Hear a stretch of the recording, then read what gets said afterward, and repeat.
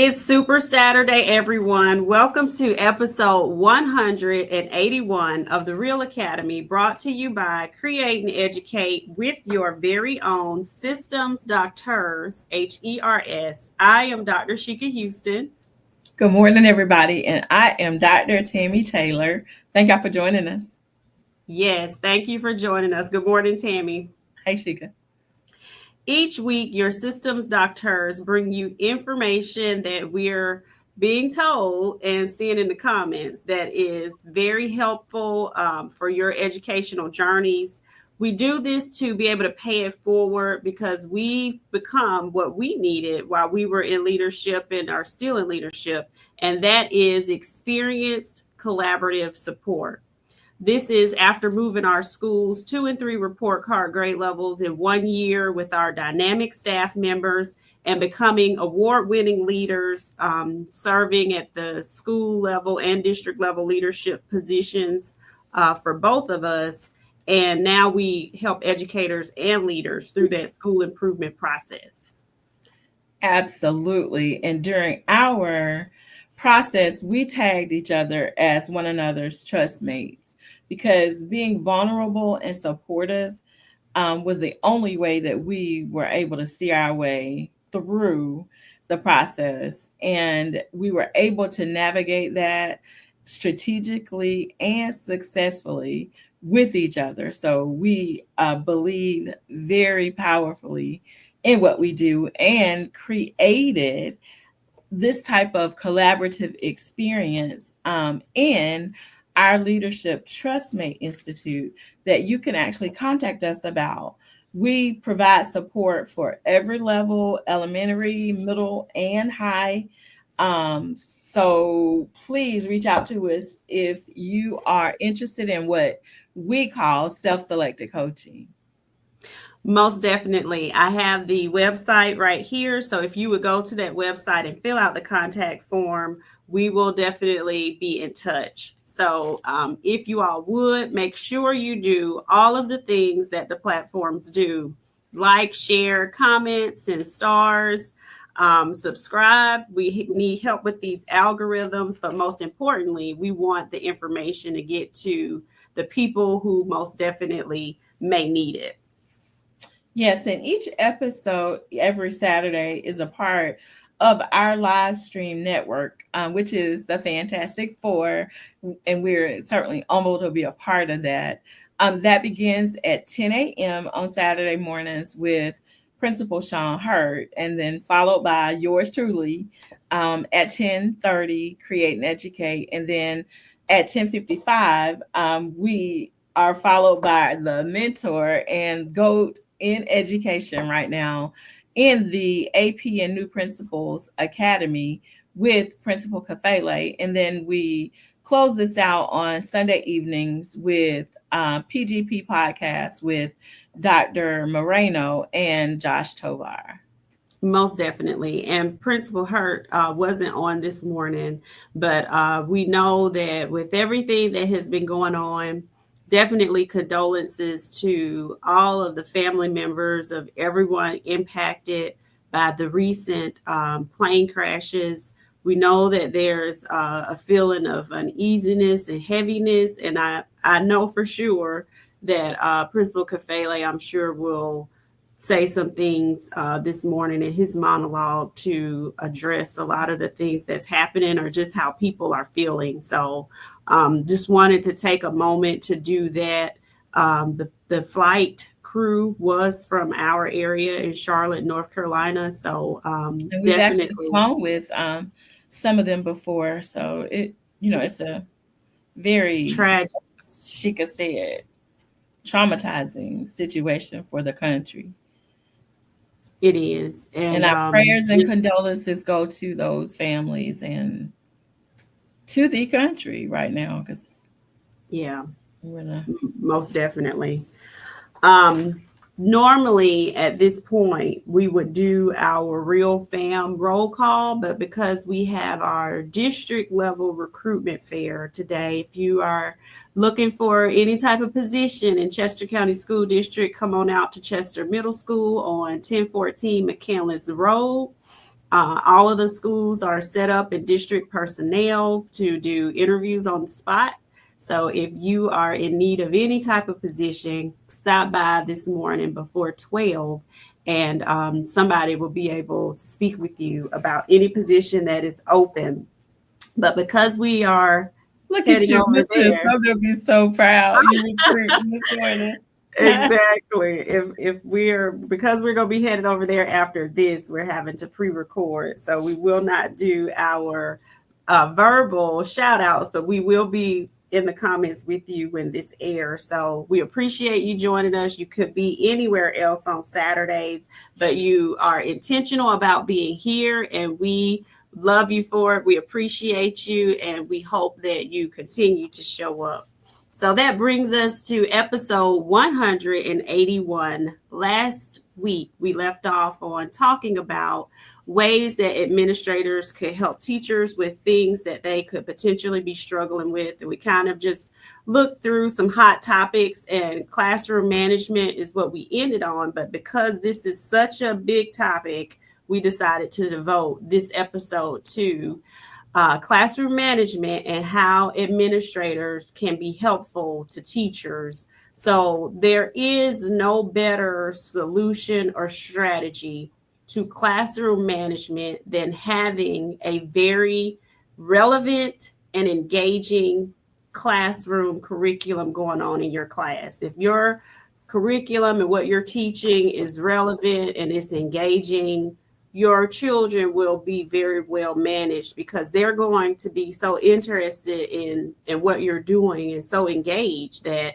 and we know things happen. There's not an absolute on anything, but for the most part, that will happen if those things are in place. So the more that we are intentional about relevance, the more that we are intentional about engagement, the more that classroom management will not be an issue. And this goes with knowing that you have to have procedures set up already. That's a given. You have to make sure that you teach the procedures, and you have to make sure that students are involved in those things as well.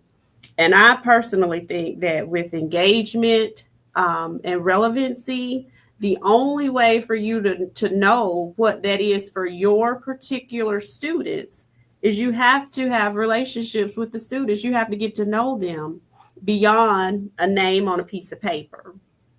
And I'll go divert to Tammy for her to Yeah, interject. definitely. And as you are listening to us this morning, if you hear us saying something good, make sure you drop a help in the comments, because that is what we're here for this morning, to help. And as Sheka said, there's power in having a classroom that is engaging and a classroom that is inviting, so that students want to participate in what's going on in the class. So one of the things, and she said this, building relationships is absolutely crucial, but making sure that those relationships are genuine and authentic. You have a relationship as a teacher usually with your class, just because it's your classroom, and you're the one who is creating that environment so that your expectations and your structures are in place as you're putting them there. But it's during the time, because this time of year gets tough. We just came back off of a long break, and sometimes over breaks, the children seem like they forgot what school is supposed to be about, and so you come back and you're like, I don't even know. I feel like I'm starting over, and in essence, you really are, because like this is the time that you have to remind them of what you told them. Tell them again. You told them at the beginning of the year, tell them again. But this is also the time of year where you have the advantage. You know them. You've been with them for half a year. And now what you can do is you can use the relationship that you've built with them individually to leverage what you expect to see in the classroom. And this is the time of year when that doesn't have to be the same. This is when you show up and equity becomes what it really is in the class, what each child needs. And now they start to respond to you differently, and you'll feel better about the way your class moves forward. Most definitely. And, like Tammy said, knowing your students, use that to your advantage. And I always bring up my daughters because I know them and we watch all of these little crazy YouTube shows that they like where people are mocking people. You a lot of times they mock teachers and educators and their parents, but because these are like big trends with our population of students, use that to your advantage. The things that you know that they like, and assign them a job, give them, add some humor to it. So when we're coming back from breaks, hey, welcome to the YouTube show of name your class, and somebody's going to maybe be you, the teacher, and go over the rules instead of you going over the rules because, a lot of times children don't like to hear, and adults don't either, people just rattling off rules. So, when you add some humor, some fun to it, some things that they are, that are trending, that's going to get them engaged into it. So that's going to take rules to something fun now. And now everybody gonna want to turn to, add that, be that person on the YouTube channel. And you can even do a classroom makeover where you got the YouTube thing outside of your door that this is what we're gonna be doing today. And welcome to the YouTube show of Dr. Houston's class, whatever you want to call it. But just add things in that is going to make it fun. Everything doesn't have to be dry. It doesn't have to be just the way that it's done every year. When you're able to add that spice to it and that relevance, because these YouTube shows are very relevant to them, then that gets them engaged in it.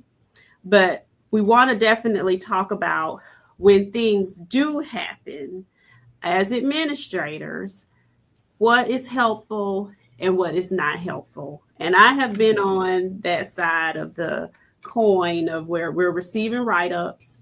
And at that point, when the child, and I'm at the middle level, so the child would get to my office with the write-up normally. And the only side of the story that I'm hearing right at that moment is the child's.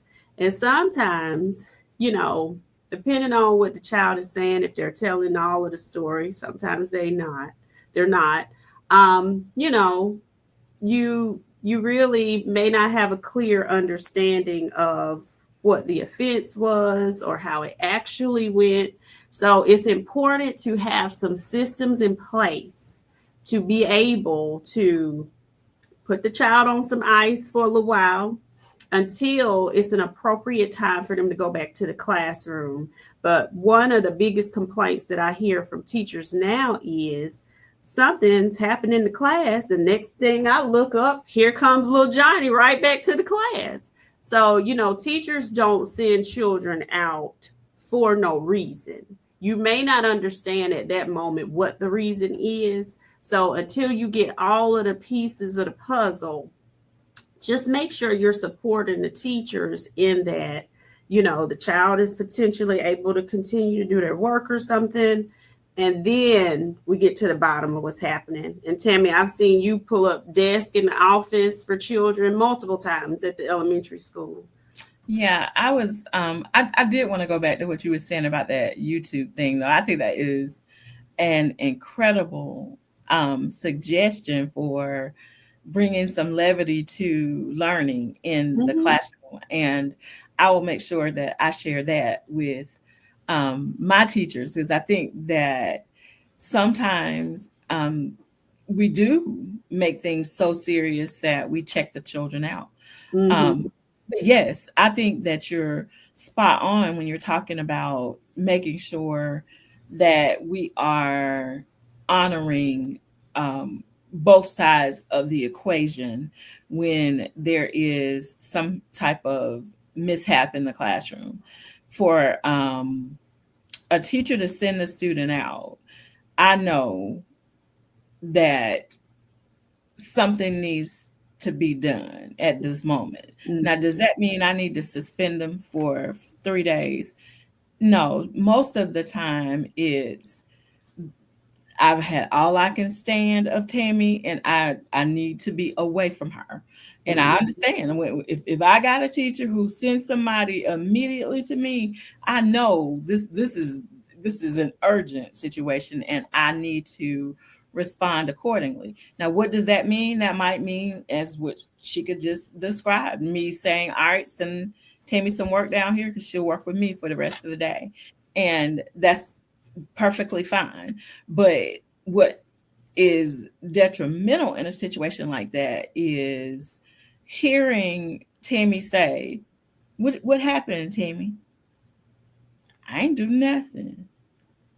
Sheka was the one talking and she thought it was me. I'm busy in the office. And so, you know what I do? I write her a pass back to class, Tim going back to class, sit down in there and keep your mouth closed. What I just did is shut the teacher down for the rest of the day. Like, what in the world are you thinking? I sent Tammy out of there for a reason. I don't want her in here. But we have to make sure that goes back to relationships. We have to make sure that you know how to adequately respond when your teachers, that's a cry for help for me. And if they're sending me somebody that urgent, I have to deal with that. And again, dealing with it could be just me calling the parents saying, Tammy is showing out in here, and I just need you to understand this is not acceptable and I can't have it. She'll be with me for the rest of the day, but this is the warning. She can't do this and disrupt the class. And in that situation, finally, I think she can, and you can kind of speak to this, but I know in my situation, and I know that I'm blessed to be in the space that I'm in, but I don't have teachers who are going to send me children for no reason. Like they're not going to get out of here and go to the office. Right. My teachers don't deal like that. So, I know who I'm working with. And because of the relationship that I have with them, I know how to respond accordingly when there are mishaps in the classroom. And this does not speak to, because we want to be very clear, we're very transparent people. This does not speak to the teacher who's struggling with classroom management. Now, there's a whole other way I might deal with that scenario. I might go down there and coach in to what's going on in the class so that the teacher sees how to respond to Tammy, who is running her mouth, but in a harmless way. You just need to engage her so that she shuts her mouth. And that's the kind of thing that I think comes out of building relationships with your staff and your students so everybody knows what the expectations are. Most definitely. And believe it or not, children, when you're the administrator and you have that lens that is the balcony view, and you're able to see, well, when these same groups of children that are scheduled together, when they over here, they're fine. And then when they over here, they acting up. So children have even told me, well, Miss So-and-so just don't have good classroom management. And I'm thinking to myself, so you know the whole term, huh? And so, children know exactly what they're doing. They know if you know what you're doing because they know this school game. They know how it works. They know what it is when somebody knows how to manage them and when they don't.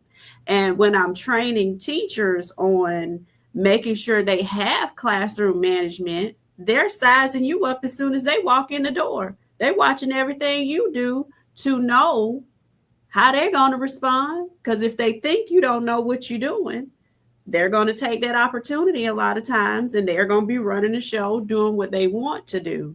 But for the most part, to give a litmus test, like they're going to test you just to see at first, oh, Okay, this is what it is to be in Dr. Houston's class. Yeah, but for the And most tell part, their friends, y'all, guess what? We don't have to do nothing in Dr. Houston's class. and sometimes for them for a while it'll be fun, but then it gets old because It I've does. had the children come to me and say, "Look, Dr. Hughes, you got to come in here because we don't feel safe," and then we're getting into safety, and so they really do know what is happening, and they know how to adjust too. But I've had children say to me when I've asked the question, well, when you come up here, you're so mannerable and you're respectful. Well, you're the principal. I've got to respect you. I said, well, if that's the case, then as the principal, you've got to respect these teachers that I've hired to be able to teach you. So I need you to do that as the principal. And Yes, and sometimes, that's my favorite scenario. When they come up there having disrespected the teacher, I start acting real crazy. Like, I know you didn't disrespect the teacher that I hired. I right, don't disrespect my teachers. Are you serious right now? And they exactly. just sit there kind of like, oh, okay. Right. And No, no, sometimes that's all they need to hear. They we need to don't do hear it this. from you, Yeah. your mouth as the principal, that these are the expectations. This is how I expect for you to conduct yourself in my classrooms as Yeah. the principal. Absolutely. One of my boys came up one time. And he was in there, and I said, "What happened? What are you in here for?" And he's a frequent flyer, so he's in and Hmm. out a good bit. I said, "What are you doing here?" We just had a conversation yesterday. He said, I accidentally yelled at Miss Taylor." I said, "You accidentally yelled at her?" Hmm. Um, I I mean, I yelled at her. I said, "But what did we talk about yesterday?" I said, "Exactly. You knew better. That wasn't an accident. And you know what? This is the thing. Does anybody here yell at you?" "No, ma'am." I said, "So guess what we're about to do?" And nobody ever knows. I don't know what the next thing is that I'm gonna do when I tell them that. Guess what we're about to do? She said, "I don't know. Call my mama." That because that was apparently what he didn't want to do. That's what we did.